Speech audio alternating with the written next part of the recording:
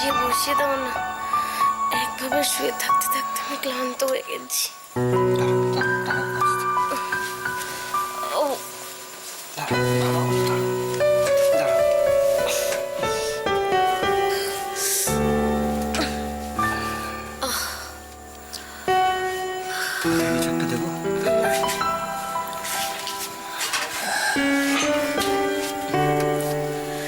আমার না হয় এত ঝক্কি গেল, তোমার কি হয়েছে? এত ক্লান্ত লাগছে কেন? মীরামা নেই বুঝি, নাকি তুমি মীরামার কথা আর শুনছো না? আমার কিচ্ছু হয়নি, আমি ঠিক আছি। তবে মীরামা সত্যিই নেই, আশ্রমে আছে। সে কি? তাহলে তোমার খাওয়া দাওয়া, তোমার দেখাশোনা কি করছে? কিভাবে আছো তুমি? আরে বাবা, তুমি কিচ্ছু ভেবো না, পিপি ভালো করে দেখাশোনা করছে, আমার কোনো অসুবিধা হচ্ছে না। পিসিমণি,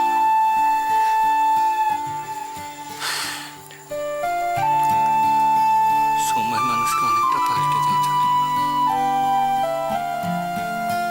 জানো, পিপি তোমার জন্য, বাচ্চাটাকে একবার দেখার জন্য রোজ নার্সিংহোমে এসছে।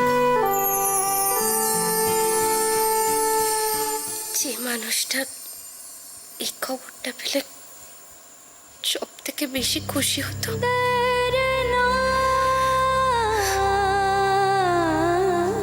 বাবাকে এখনো জানানো যায়নি না। দেখুন, আমি জীবনে আসলে এত প্রবলেম ফেস করেছি যে পূজার প্রতি। দেখুন মিস্টার সিনহা, আমাদের জীবনের প্রত্যেকটা ভূমিকাই কিন্তু আলাদা। আমরা অনেক সময় কর্মজগতে এত বেশি সাকসেসফুল হয়ে যাই এবং সেটা নিয়ে এত বেশি ব্যস্ত হয়ে পড়ি যে ব্যক্তিগত জীবনের দিকে আমাদের চোখই পড়ে না। আপনি কখনো পূজার দিকে ভালো করে তাকিয়ে দেখেছেন?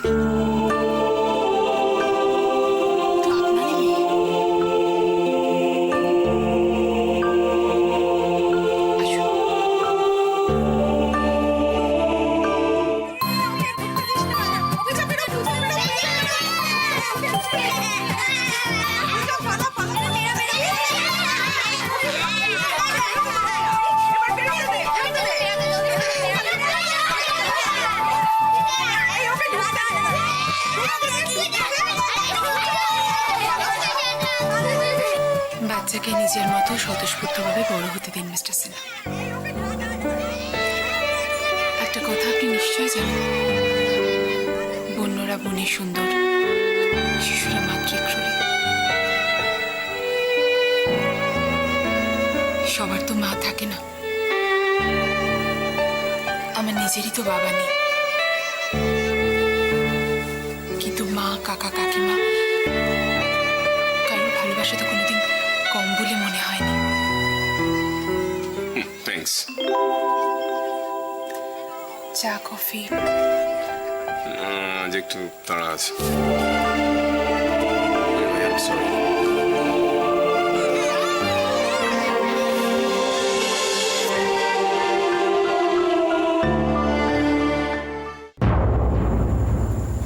তাই তো বলছি, তোর বাবা নেই, তুমি নেই, আমি একার পারছি না। চলো না প্লিজ, আমার সাথে ফিরে চলো। এখন আমরা কোথায় যাবো রুদ্র? কেন?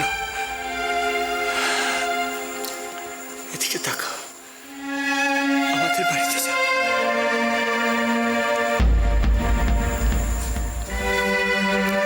আমাদের বাড়ি? আমি তো আছি নাকি? হ্যাঁ, তুমি কিচ্ছু ভেবো না, আমি তো আছি।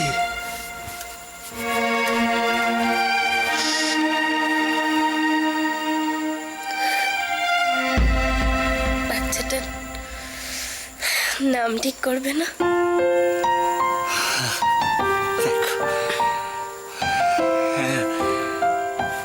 ভেবেছো বাচ্চাটাকে কি নাম দেবে? ভেবে তো রেখেছিলাম অনেকগুলো নামই, লিখেও রেখেছিলাম। তার মধ্যে থেকে একটা আমার ডায়েরিটা, আমার ডায়েরিটা না ওই শোনো না, ওই ঘরের খাটের পাশে ছিল। আমি পাবো ওই ডায়েরিটা। এখন তো ওই ঘরটা।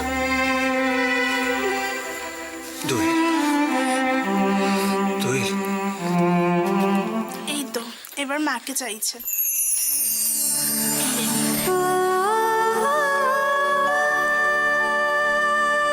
এতদিন বাবা আর পিসি দিদার আদর খেলো, এবার বাবা মাকে একসাথে পেল।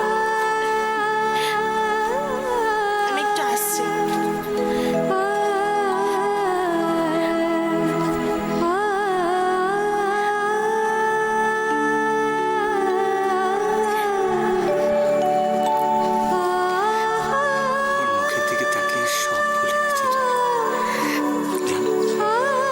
জানি রুদ্র, তুমি দেখবে ওই আমাদের সব ভুলিয়ে দেবে। ওই পারবে।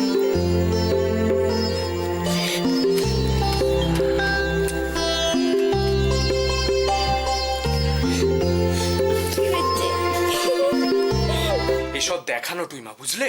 পুরোটাই দেখানো। আর দাদাটা হয়েছে একটা বোকা। এসব দেখেই তো। আচ্ছা তুমি বলো তো টুইমা, মাও তো এনজিও করে, মা কি কখনো বাড়াবাড়ি করেছে? আমি মানছি অবসর সময় একটা এঙ্গেজমেন্ট, ইটস ওকে, কিন্তু এনজিওটা নিয়েও কিরকম বাড়াবাড়ি করেছিল বলো?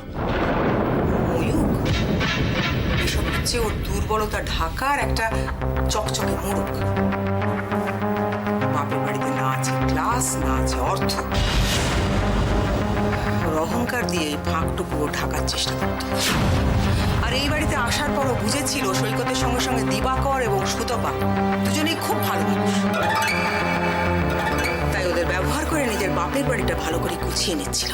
শুধু ওরা কেন, চক্ষু লজ্জার খাতিরে আমিও কি কম করেছি নাকি? অকৃতজ্ঞ।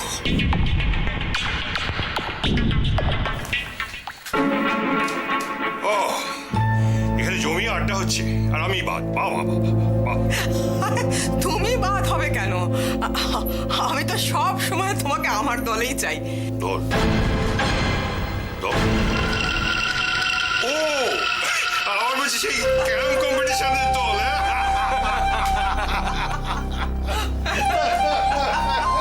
তাই বলুন দিদি, দল লাগিয়ে দে, ক্যারাম কম্পিটিশন একটা লাগিয়ে দে। ঠিক বলেছো বাবা। টুইমা বলছিল বাড়ির এই গুরুগম্ভীর পরিবেশটা একটু চেঞ্জ করার জন্য সব আগের মতো করা। তা বেশ তো দিদি, আপনি তো ঠিকই ভেবেছেন। আপনি তো বয়োজ্যেষ্ঠ, দায়িত্বটা আপনি নিন। তুমি বলছো বটে দিবাকর, কিন্তু সেসব দিন কি আর আছে? যখন টুইমার কথাই শেষ কথা ছিল। এখন কাজের লোকেরাও মুখে মুখে কথা বলে। আর এই বাড়ির পরিবেশ কে মিশিয়েছে সে আমরা সবাই জানি। অতীতের কথা ভেবে কষ্ট পেও না টুইমা। চোখের সামনে বাবাকে, মাকে, তোমাকে অনেক অপমানিত হতে দেখেছি, কিন্তু শুধুমাত্র দাদার জন্য আমি চুপ করেছিলাম। এখন তো সবাই সবকিছু জেনে গেছে। সব অশুভ কথা ভেবে আর দুঃখ পেও না, সব ভুলে যাও। ঠিকই বলেছিস ময়ূক। দিবাকরকে বাড়িতে ফিরিয়ে নে। তুই যা ভালো কাজ করেছিস, সত্যি আমি খুব খুশি। আমি সব দুঃখ ভুলে গেছি। আমি সবাইকে কাছে পেয়ে খুব খুশি হয়েছি দিদি, কিন্তু সহজে কি সবকিছু ভোলা যায়? শোনো না বাবা, যেটা কথা হচ্ছিল, তুমি কার দলে বলো? কার দলে? ও তোর দলে? আমার কি খুশি তো?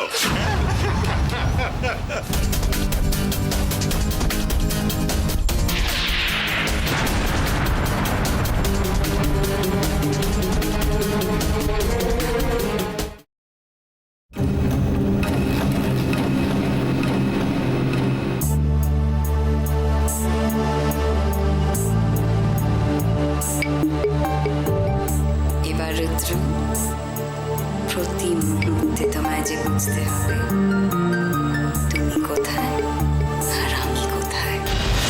Which is authority.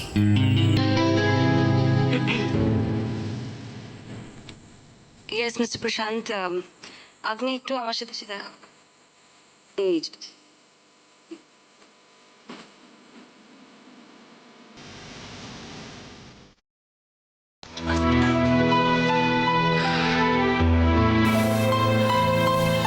বাবা ফিরে এসছে, এত ভালো লাগলো শুনে খবরটা।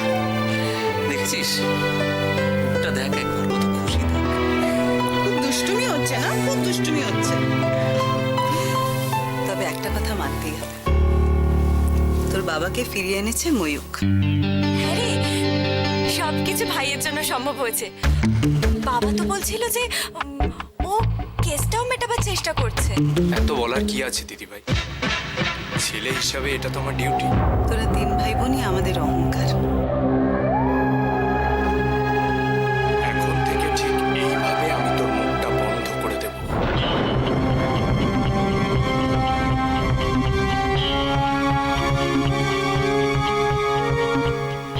Good morning. Good morning. কি আজ কিরকম ফিল করছে? বেটার।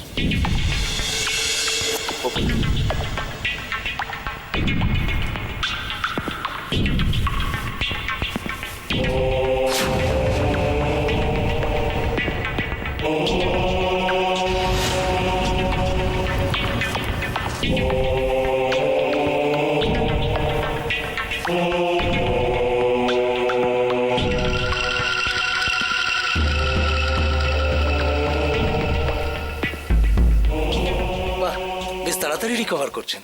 ডক্টর বিশ্বাস, বাবা বাড়ি ফিরে এসছেন। ময়ূকই ওর বাবাকে ফিরিয়ে এনেছে। তাই বুঝি? ভালো, খুব ভালো। আচ্ছা, আমি কবে বাড়ি ফিরতে পারবো? বাবার জন্য মন খারাপ? চিন্তা করবেন না, আমি বেশি দিন আটকে রাখবো না। কাউকে নার্সিং হোমে শুইয়ে রেখে হিরো সাজা আমি পছন্দ করি না।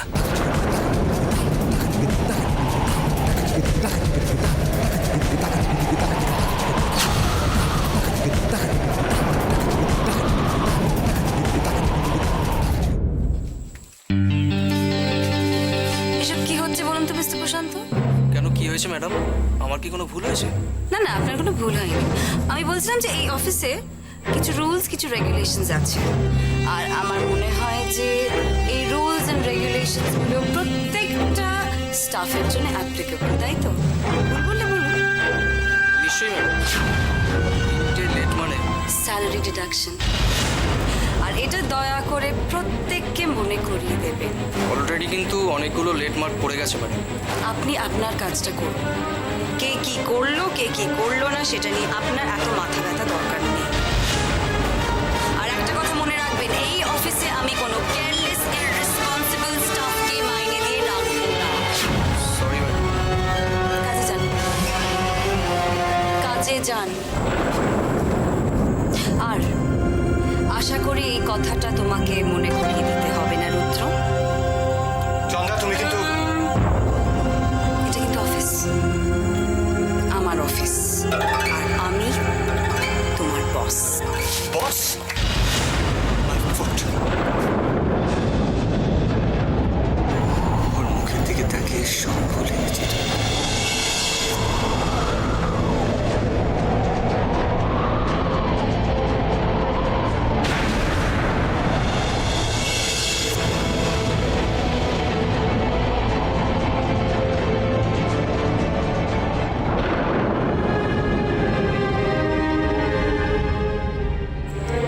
এত তাড়াতাড়ি তো হেরে গেলে চলবে না, রুদ্র।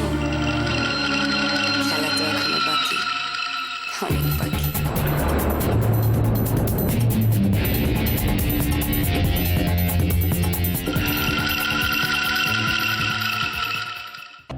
হ্যাঁ বলুন।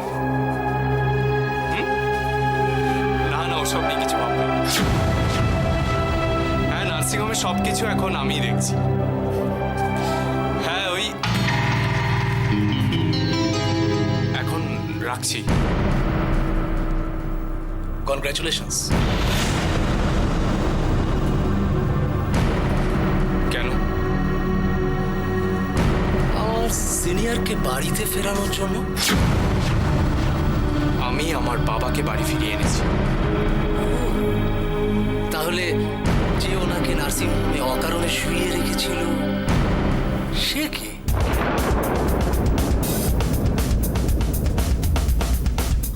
আপনার কি মনে হয় না ডক্টর বিশ্বাস, প্রয়োজনের চেয়ে আপনি বেশি কথা বলছেন?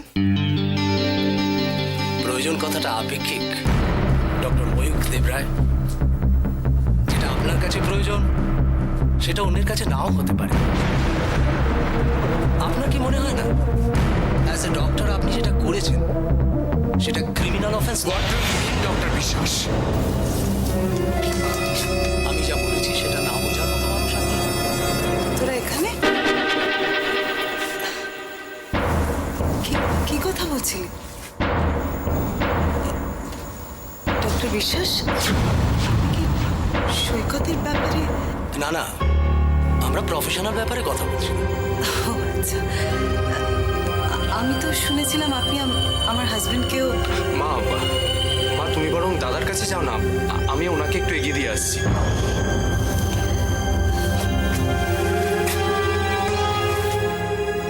ডক্টর বিশ্বাস, আপনার সঙ্গে একটু কথা ছিল। হ্যাঁ বলুন। আমার ছেলে সৈকত, ওকে সুস্থ হয়ে উঠবে তো? আগের মতন হাঁটাচলা করতে পারবে তো ডক্টর বিশ্বাস? হ্যাঁ নিশ্চয়।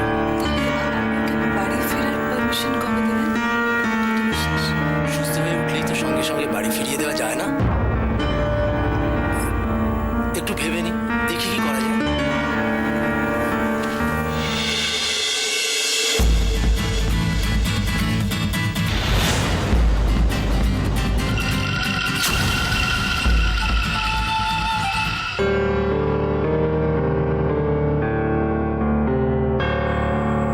জীবনে যে কখনো এরকম দিন আসতে পারে ভাবিনি।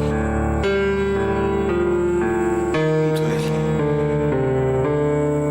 আমি এখন কি করবো বলতে পারো? কি করে বাঁচাবো তোমাদের এই যন্ত্রার হাত থেকে?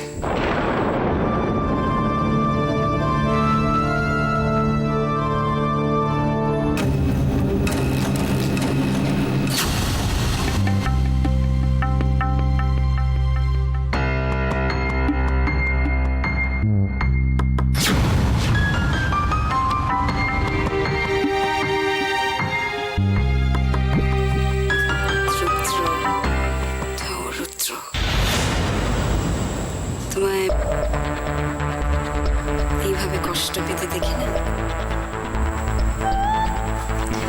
জানি না, খুব আনন্দ হচ্ছে।